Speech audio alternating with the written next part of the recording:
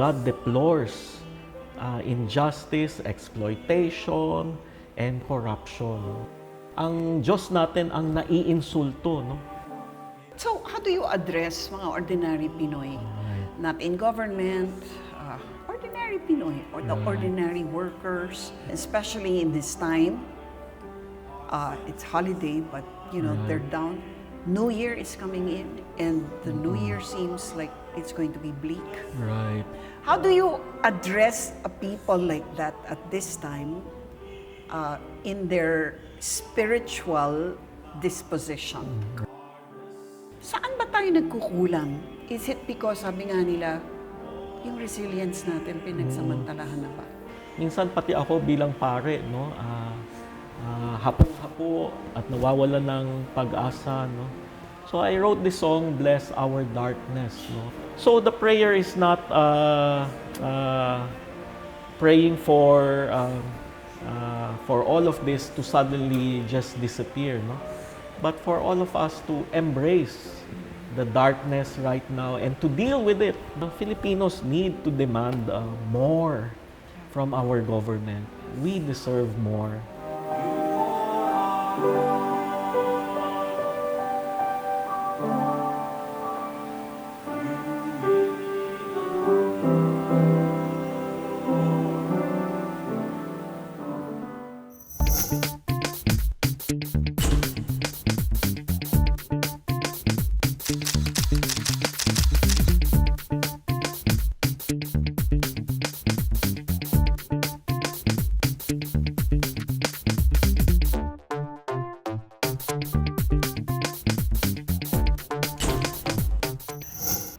Hello everyone, I'm Lucy Cruz-Valdes and welcome to Usapang Real with Lucy. Alam nyo naman sa panahong ito, we need a bit of inspiration in these dark times. And there's no one else to give us that inspiration than a songwriter that you probably know but you're not aware of, but you sing many of his songs in church. Halimbawa, Ang Tanging Yaman, alam niyo yan. One More Gift, yan. At syempre, paano natin malilimutan tayong mga boomers? Ang very famous, Hindi Kita Malilimutan. At ang gumawa ng mga awiting yan ay walang iba kundi si Father Manoling Francisco. Kamag-anak kita eh. Yes.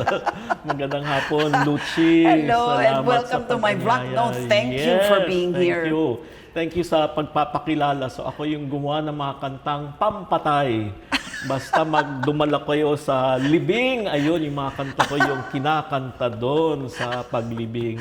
So, salamat to reconnect with you again. Ay, naku, hindi naman pampatay. Alam mo, nakakabuhay ng kaluluwa at ng diwa. Oo. Ako yun ang sa akin. And really, Father Manoling, alam mo naman siguro kung anong pinagdaraanan ng bansa ngayon. Ano tingin mo ngayong Pasko? Nararamdaman mo rin ba yung nararamdaman ko na parang hindi siya kasing saya, hindi siya, di ba, kasing exciting for many of us, no? Kasi di ba, we used to anticipate Christmas. September pa lang, andyan na si Jose Marichan. Parang nagtago siya muli eh. Nahiyang magpakita, no? Yes. Dahil sa bigat ng dinadala natin at pinagdaraanan. Parang ang walang spirit of Christmas. Pati mga bahay, wala masyadong palamuti, wala mga ilaw. Nakikita lang natin sa street lights at sa mga mall, no? Yeah. But we are all going through very difficult times politically and economically. Yes, and I don't think that it's just something that we imagine, no? It's very real for many of us. Right. Yeah. Yes, yung itong issue ng corruption is a gut issue eh. Kasi yung flooding due to the anomalous flood control projects, apektado lahat, no?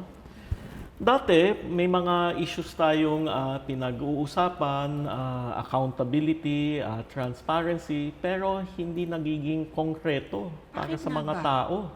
Pero ngayon na binaha ang kanilang mga bayan dahil sa ghost projects, substandard flood control projects, ayun, damang-daman nila ang epekto ng corruption sa kanilang pamumuhay, sa kanilang buhay, lalo na yung mga nawalan ng kapamilya, nawalan ng ari-arian, nawalan ng pananim nila. So, this issue of corruption, which is so pervasive in our society today, no? Damang-dama ng lahat ng tao, whatever social class. Well, sabi mo nga yung transparency, accountability, matagal na natin panawagan yan. Pero right. Oo. parang hindi naman natin napapansin or hindi natin dinidibdib, no? Right. Saan ba tayo nagkukulang? Is it because, sabi nga nila, yung resilience natin pinagsamantalahan na ba? Oo, nako, laging ginagamit yung resiliency, no? At yung latest variation ng resiliency, yung sinasabi ng DTI na 500 piso pwedeng pagkasyahin ang Noche Buena natin, no? So kumbaga parang sinasabi sa atin na pagtiisan ninyo ang kahirapan at dumiskarte kayo, hanapan nyo ng paraan, no? Which is a way of desensitizing our people, no? From the evils of corruption in government, from the evils of substandard social services, inadequate and substandard infrastructure. Pagtiisan na lang natin, which is very wrong, no? Yes. Kailangan na tayong magalit kasi masyado tayong pasensyoso bilang mga Pilipino, no? At yung galit natin ay moral indignation which participates, I believe, no, in God's righteousness. Pati ang Diyos galit sa kabuluktutan ng sangkatauhan, pati na mga nasa gobyerno, no? God deplores injustice, exploitation, and corruption, which hopefully we will also express collectively in order to bring about some sort of transformation sa ating gobyerno, no? So we have been complacent, no? We have allowed impunity to go on. Alam naman natin, may mga kurakot sa iba't ibang ahensya ng pamahalaan, pero ang hina ng prosecution, no? So people get away with their crimes, and then we have in a way endorse this culture of political patronage so that voters continue to receive ayuda from corrupt politicians and then vote them into office again, no? At kahit magnakaw silang paulit-ulit, hindi naman sila nakukulong, and therefore we encourage impunity in government. Pwede palang magnakaw dahil yung mga malilit na tao lamang, no, ang nakukulong. Pero kapag mayaman, makapangyarihan, we are untouchable, no? This is the culture I think that we should address and slowly transform. Ganda nun, ang lalim nun. Pero sige, let's unpack. Sabi nga nila what you have said, no? Yung una, yung 500 pesos na Noche Buena. Sabi nila, well, factual yun. Hindi naman sa pinipilit namin. Sinasabi lang namin. Ito yung laging nag-a-appeal na naman sa ating, ano ba, sense of resiliency.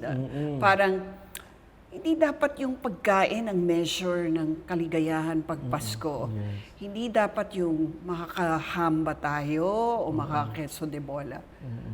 Anong sagot mo sa ganon na, well, yan kasi yung dahilan nila na parang, there's nothing wrong with 500 pesos. You can have a Noche Buena with 500 pesos. Anong sagot mo doon? Factual naman daw. Kaya naman yes, talaga. Ito, no? I work with poor farmers, fisher folk, at mapagkakasya naman talaga ang 500 sa isang simpleng handaan. Pero ang nakalulungkot doon, parang ini-institutionalize, no, yung poverty natin at yung low standard of living natin na hindi na kailangan mangarap ng mas matiwasay na pamumuhay para sa aking mga anak, na hindi ko na ipapangarap to be able to provide them a more sumptuous meal kahit sa Pasko man lang, no? So kumbaga parang ini-institutionalize yung ating kahirapan at yung pagtitiis ng mga Pilipino and yung ating mediocrity and being contented with low quality life and therefore no longer aspiring for a better life for my family. I absolutely agree, I have to say. Kasi parang feeling ko, how does it hurt to just say, di ba, na parang, nako, pasensya na po, pero sa mga panahong ito, I mean, just to acknowledge, di ba? Siguro talagang pagtsatsagaan na lang muna natin ang 500 pesos. Pero to just say, hindi, pwede kayo mag-Noche Buena for 500 pesos. It's like, I don't know, it's just insulting to so many. Exactly. Insulto dahil napakaliit na ng buying power ng ating minimum wage na 650. Tapos with inflation and deflation, ano lang ang mabibili ng 500 piso? Of course. And it's like saying, eat cake. Right. Pagtiisan mo. Anyway, mabubusog ka naman sa kanin eh. Yes. Mag-only rice ka, mabubusog ka rin, no? But what does this tell you about the kind of government that we have right now and even the government officials? And how, parang how have we come to this, Father, na parang ano bang tinatawag dito? Parang ino-objectify na lang natin yung poverty. Parang there's no more heart, there's no more empathy, I guess. Right. Naging manhid na tayo sa pagdurusa ng ating mga kababayan.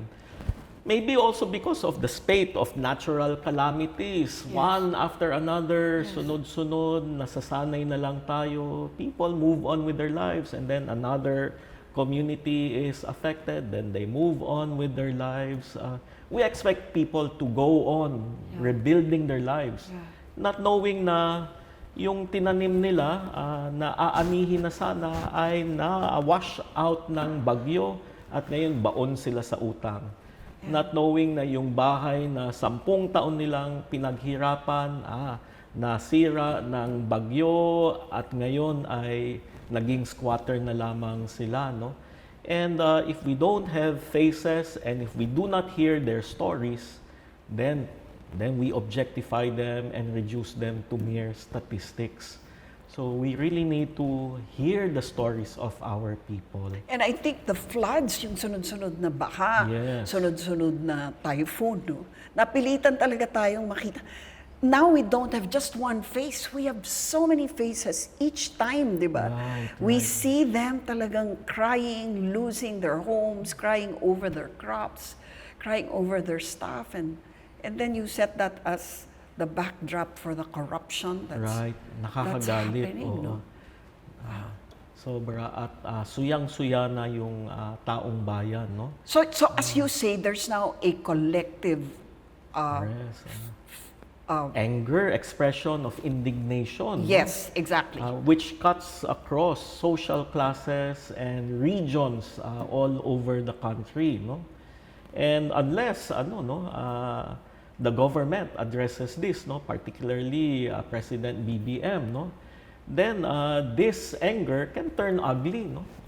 It can become violent unless we are able to prosecute yung mga nagnakaw at ibalik yung mga ninakaw nila sa taong bayan. But that will take time. Yes, no? Paano yan? Parang how do you express the collective anger in a manner that is not violent, in a manner that will not set us back? People have to be prosecuted, no? And that is why we are waiting for the ICI and the ombudsman to file complaints. They cannot convict, no? They can only file complaints. And they are saying that for them to establish airtight cases, it will take time. Yes. Dahil ma-technical tayo at makalusot, no, yung mga kinakasuhan. Correct. And it is the sandigan that will prosecute, no? And that takes time. Pero patuloy yung investigasyon, patuloy yung prosecution, patuloy yung restitution, no? Pero at least may patikim man sa atin man lang, no, Mm-hmm. that this government is serious Pero about parang cleansing Yes. its ranks, no?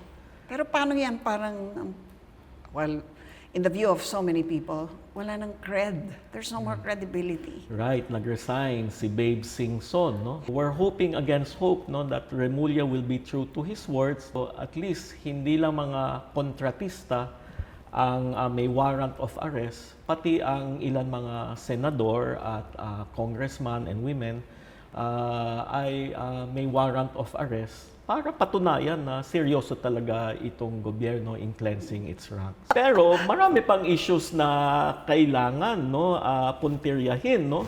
So to reform the system, no, we need to support the passing of the anti-political dynasty Yan bill, talaga no. kailangan na. Eh, may mandate naman tayo sa 1987 Constitution. Wala pang enabling law. And of course, Because Congress nga ang number one na dynastic. And hopefully, this is the right opportunity for the bill to pass. Hopefully, no. And we also appreciate and the suggestion, no, of Senator Bam Aquino, no, yung blockchain Yes, the system, no, that will prevent insertions, Yeah. no. So marami pang mga issues ang kailangan natin paglabanan. Hindi sapat nga na makulong lang si ganitong senador at si senador so and so, because the whole system needs to be revamped. Yeah. But so, how do you address mga ordinary Pinoy? Not in government, ordinary Pinoy or the ordinary workers, whether they're blue collar or white collar, Right. na wala namang control talaga sa pamamalakad ng bansa at hindi rin Tama. naman rally goers. Tama, oo. They'll attend one or two maybe, but they can only, ang dali mag-rally fatigue, di ba? Because Right, nga, totoo. feeling nila, wala naman nangyayari. Right. How do you address them, especially in this time? It's holiday, but you know, Right. they're down. New Year is coming in, and the New Year seems like it's going to be bleak. Right.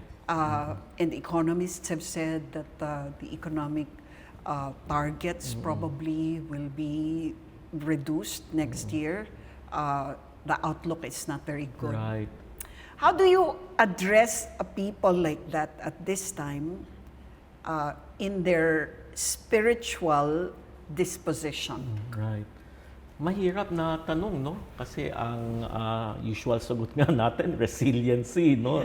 Na hindi na pwede, hindi na pwede. nakatanggap-tanggap. Nakaka-insulto sa mga mahihirap, no? And true, no?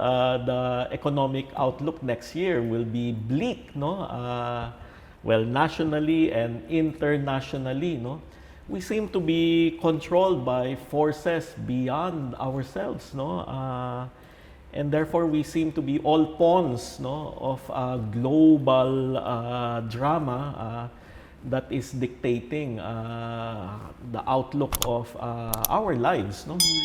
And therefore, for our people, no, it means na we continue, well, fighting for our core values, no, amongst which are our family, and then our dignity, and then maybe our peace and order in our community.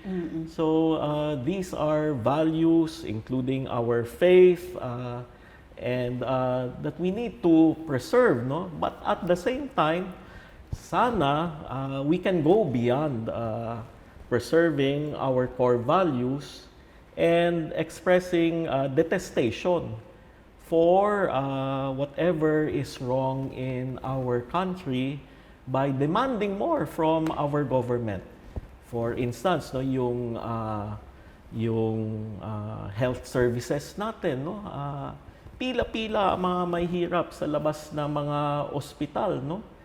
Kasi yung pondo dapat for our public hospitals, hindi natin alam kung saan napupunta. Yung pondo para sa public schools, hindi natin alam kung saan napupunta. At no? ngayon, yung PhilHealth pa, Yes, na yung pinapabalik 60 ng billion, baka daw isama pa sa budget ng nako. 2026. Oo, kaya tama lang na sabi ni Cardinal Ambo, Yes. thanks but no thanks. No? Yes. Why do we have to pay for what you stole from the public coffers, no? And therefore, for our people, yes, we preserve our dignity and our sanity. We continue to treasure our family. We continue to support the aspirations of our children. Pero hindi sapat yun kasi we don't live in a vacuum, no? We also need to address societal issues. And sometimes for Filipinos, no, we can be too family-oriented and less conscious and less involved with national issues that are affecting everyone. Basta okay tayo, Yes, right. bahala na sila. Nakaraos naman tayo, bahala na sila, no? So I think this is an opportune time, no, for us to expand our notion of family. Na hindi lang tayo-tayo, yung aking mga magulang, aking mga anak, no, pero yung buong kapuluan, no. And therefore, kung ang mga kapitbahay ko sa Kamsur ay laging binabaha, this should also affect me kung kapamilya ko sila, no. Kung yung mga magsasaka sa Central and Northern Luzon apektado na mga typhoons, mga bagyo, then hopefully this will also affect me. And so our sense of nation should also expand. Parang paano mabubuhayin ang nationalist spirit, Father, at this time? Lalo na yung mga kabataan, parang feeling nila, ay, naka-hopeless na yun, mag-abroad na lang tayo. Right, oo. Paano mo ibabalik yun? Paano mo binabalik yun? Ibabalik. Na wala tayong role model man lang oo ngayon, nga di ba? Parang wala kang maiisip na isang tao sa gobyerno na parang gusto ko maging katulad niya. Right, Wala, oo. hindi katulad nung araw, nung bata Nung tayo, panahon meron natin, pa tayong mga hinahangaan Yes, na mga namumuno sa bansa. Right, Now, yung oo. galing nito. Right. Ngayon, ang tingin ko sa mga bata, parang, mag-abroad na lang ako. Right, oo. How do you, how do you elicit that kind of fervor again? Oo. Napakahirap, no? Kasi ang ina-idolize natin ngayon ay nasa entertainment industry, no? Hindi na sa public service. During our time nga, nung martial law, no, we would look up to the Tanyadas, to Magsaysay, to Ninoy Aquino, Chino Roses, ang dami nila, no? Ngayon, ang hero worship ng mga kabataan ay mga K-pop stars and so we also worry, no, about the future of our nation. And yet the young, no, are more passionate compared to our generation in terms of environmental preservation. Global issues, Yes, no. And so maybe we have to tap, no, their hidden passions, no. Tayo, maybe our passions, no, were directed towards political order or personal success. Maybe. No? And maybe their passions now, no, are for preserving our fragile environment, no. They're healthier in terms of their diet, no. They're more conscious of pollutants. They're more conscious of environmental degradation. They're more savvy sa paggamit ng technology. Maybe we need to tap their energies para lumabas din yung genius nitong generation na ito, no? And channel it to to something that has, direct impact oo. on the masses. No? Kasi Right. I think you're just talking about the ones here in Ateneo and those fortunate enough to go to, to good schools, expensive schools, no? Pero when you're talking about yung mga masa, Father, I mean, hand to mouth pa rin sila. Right. Paano mo yun mailalabas? And dahil hand to mouth nga ang existence nila, we cannot expect them to join rallies. Kasi that will mean forgoing yung kanilang a day's labor wage. Oo. We cannot expect the scavengers to be worried about transparency. They have no voice. no voice, What the? and no resources and no time to be involved in what for us are we deem more important values, but which are so abstract and so unreal to them, no? Ang kailangan nila, give us this day our daily bread, no? Exactly. And so we really live in a very fragmented society, no? And people have their different urgent needs, and we have our different agendas, and therefore yung sense of nationhood, national consciousness is very much lacking. Also, maybe because we also lack people we can rally behind who will articulate, no, the Filipino spirit and inspire us, no, to work for these greater and more transcendent values, no. Paano na yan, Father? We lack all of this. We lack all of this. What do we have that we can bring with us into the new year? Right. Hopefully, no, there are voices emerging, no. Si Cardinal Ambo David is a very powerful and credible voice of the church today. Even in terms of journalism, which has become so democratized, there are Because of social media. So there are voices here and there, even amongst the young who are speaking out, analyzing what is happening, and calling our attention to our blind spots and to what we can be as a people, no? And so maybe hindi nga a singular person, no? Yeah. Maybe we need multiple inspiring individuals who will address different generations, different sectors, and I believe they will emerge, no? They are emerging, no? Where is, how do you point them to their faith in all of this? To God and what He is probably doing in our land, Right. among our people. Well, as I mentioned earlier, no, yung ating moral rage against corruption, hopefully we see as a participation in divine righteousness, no?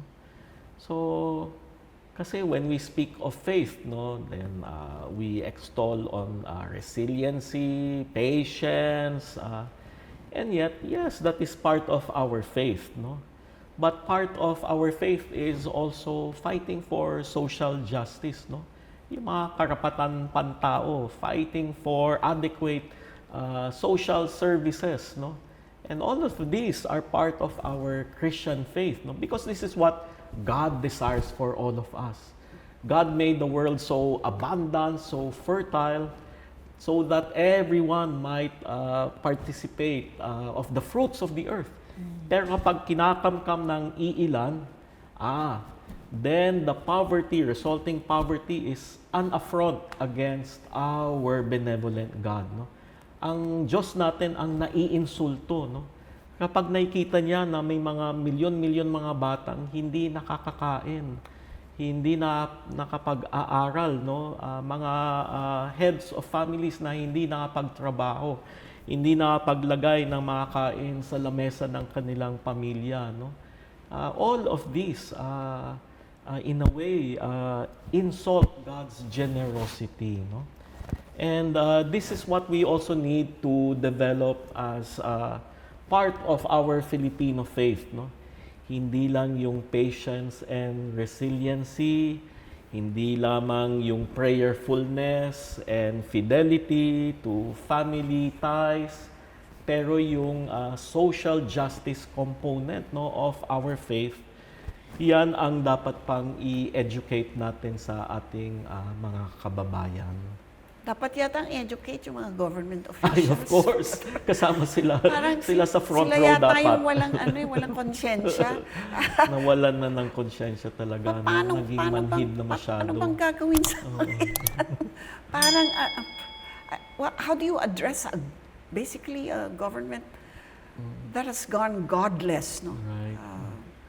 Well, we question that, we protest against that, we work with one another to transform the government, but we also create our own communities wherein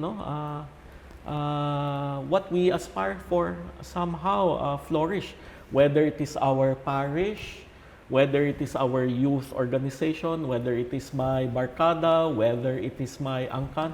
We also have to strengthen small communities wherein what we aspire for in society somehow are visible realities.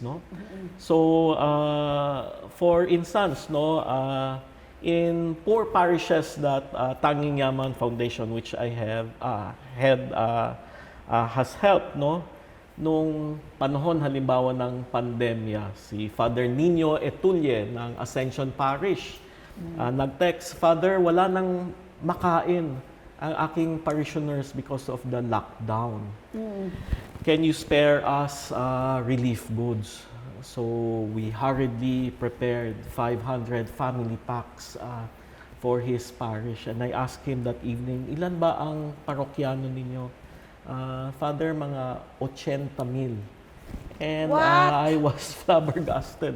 Anong maitutulong nitong 500 family food packs in a parish of 80,000 urban poor dwellers?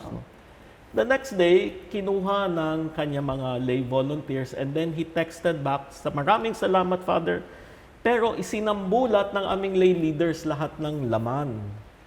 Sabi ko, ilang oras namin yan binuo para sa inyo? Because, sabi niya, my lay leaders, all of them, from the CD class, decided na hatiin yung laman ng bawat food pack. Nang sa gayon, 1,000 pamilya ang mabibigyan. 1,000 lang out 1,000. of 80,000. Pero these were hungry families thinking of their neighbors who were equally hungry. And therefore, all is not lost. Maybe, so the spirit of sharing, yes, is is very much giving. alive in small communities all over. So we constantly hear stories of goodness, and care for neighbor amongst the poor that we work with and that we serve, and we are constantly learning from them. Why is the government not learning? Ay, naku. Parang I think yun na nangyayari, parang dito sa baba, tayo, we'll help each other, Right, di ba? oo. When it's the government who ought to be finding ways and means. Exactly, nakakalungkot, even recently, due to Typhoon Opong, which devastated Masbate province. Sa LGU report nila, more than 70,000 houses were partially or totally destroyed. Hindi masyadong nabalitaan ng mga tao kasi a week after, ayun, yung lindol sa Cebu, sa Bago, sa Medellin, Doon ayun. napuntang attention. So, yes, nakalimutan ng Masbate, Pero yung foundation namin, yung Tanging Yaman Foundation, we collaborated with Caritas in Masbate, with the Navy and the military and hardware suppliers. And so we transported 46 tons of construction materials which we purchased from Cebu Hardwares that the Navy brought to Masbate, which the Army unloaded, which private truck owners brought to Zapotes Island, which the banqueros transferred to their bangkas to bring to the islets, to help rebuild 400 houses. And they were saying, Father, nauna pa kayo sa ating gobyerno. Wala pa kaming natatanggap na ayuda dito, So it's sad in a way, that the private sector ang pumupuno sa mga kakulangan ng ating pamahalaan. And Filipinos need to demand more from our government. We deserve more. And even our taxes, we're the ones anyway enabling our government supposedly to provide us with a better infrastructure, no? So we need to demand from our government. At dapat ikulong nga yung mga nagnakaw at Yan. ibalik ang ninakaw Lahat nila. nag-aabang talaga sa kulong. In the meantime, you came up with this really powerful new song, Mm. Bless the Darkness. Bless our darkness, yes. And it's very inspiring, and it's actually a call to prayer. Diba? Right, right.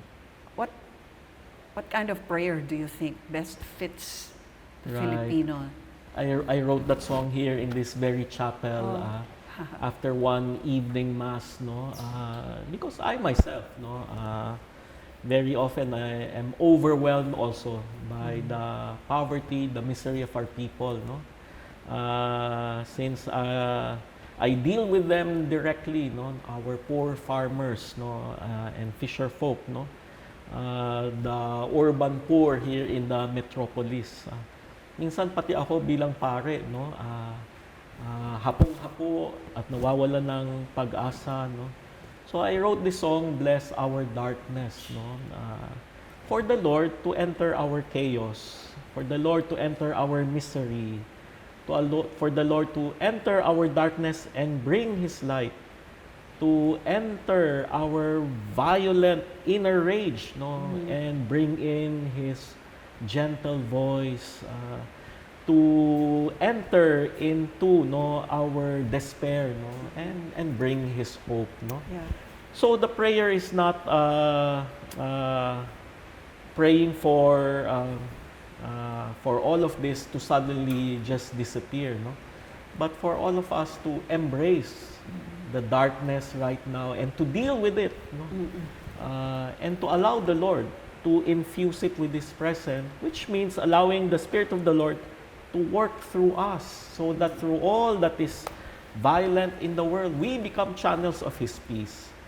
Through all the greedy forces of government, the Lord's justice work through us, and we become channels, no, of God's righteousness, no.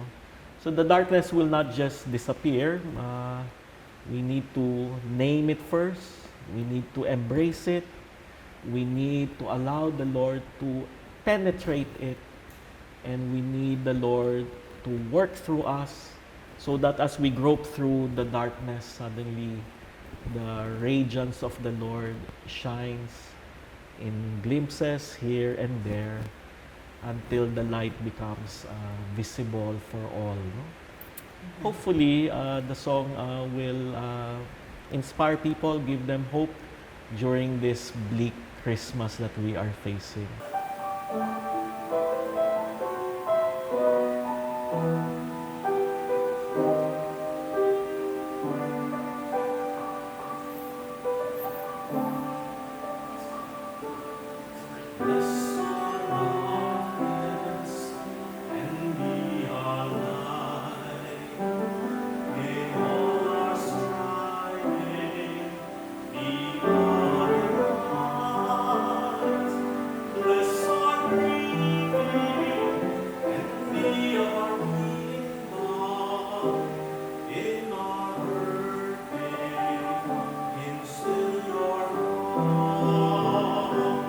Bless